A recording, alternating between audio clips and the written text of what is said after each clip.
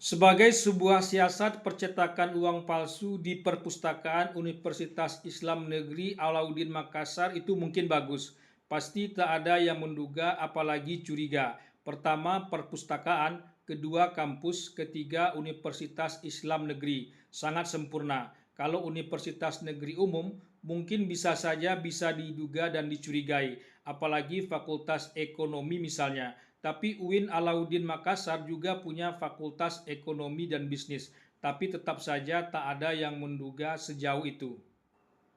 Polisi layak diacungi jempol karena bisa mengungkap kasus percetakan uang palsu ini, sebab pasti tak ada yang menduga apalagi mencurigai. Mencetak uang palsu dilakukan di perpustakaan, di kampus, di Universitas Islam Negeri pula, tempat mencetak para pemimpin yang bermutu, tapi yang dicetak justru uang palsu.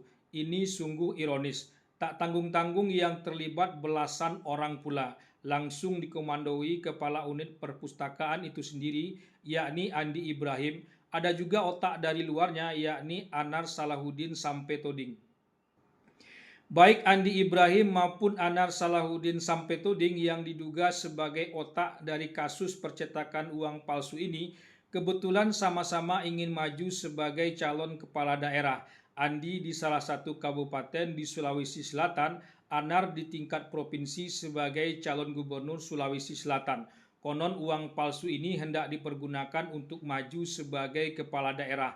Uang palsu dipergunakan untuk membayar tiket palsu dari parpol dan suara palsu dari pemilih yang mau memilih hanya karena kepalsuan. Sayang sekali baik Andi Ibrahim maupun Anar Salahuddin Sampetuding tak jadi maju sebagai kepala daerah. Sayang sekalinya karena kerusakan lainnya jadi tak terungkap. Bayangkan kalau Andi dan Anar jadi maju pilkada dan menang pula. Partai-partai yang mengusung dirinya jadi ketahuan sekaligus tertampar karena membayar mahar politik pakai uang palsu. Ini pelecehan yang sempurna. Para pemilih yang memilih hanya karena uang akan benar-benar merasa terhina.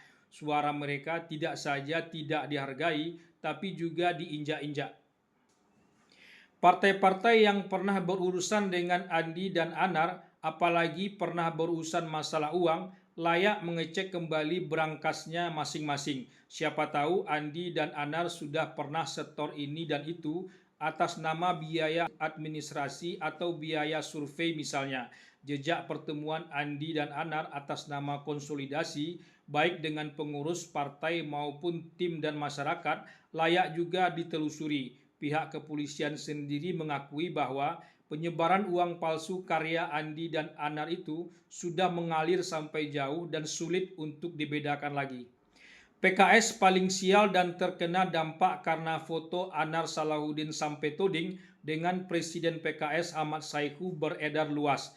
Tidak satu pula tapi lebih dari satu.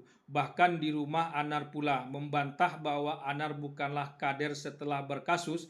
Itu mudah dan biasa saja dilakukan oleh partai manapun juga. Giliran berprestasi dianggap kader dan produk binaan, tapi giliran bermasalah langsung cuci tangan, dianggap bukan kader, pihak luar yang bergabung dan lain-lain. Entahlah sejauh mana pemeriksaan kepolisian terkait pihak lain dalam kasus ini. Sebagai sebuah gagasan mencetak uang palsu yang dipergunakan untuk maju sebagai kepala daerah itu sangat kreatif dan progresif, meskipun tentu saja salah. Tapi memang tak ada obatnya maju sebagai kepala daerah dalam sistem politik yang liberal dan mahal. Kalau istilah Presiden Prabowo, yang menang saja lesu apalagi yang kalah. Yang kalah bisa stres dan gila, yang menang terancam masuk penjara karena harus mengembalikan modal keterpilihannya selama pemilihan. Kalau pakai uang palsu, rasanya impas, tapi tidak juga karena modalnya ternyata besar juga. Uang palsu untuk partai politik yang mungkin juga sudah palsu dan pilkada yang juga menjual kepalsuan mestinya menjadi perhatian luas, tidak saja di Sulawesi Selatan, tapi juga di seluruh Indonesia. Tapi agaknya publik kurang tertarik untuk mengaitkan semua ini, hanya akan berhenti pada tindak pidana semata. Bahkan ide mengembalikan pilkada lewat DPRD yang dilontarkan Presiden Prabowo lebih banyak ditentang ketimbang didukung.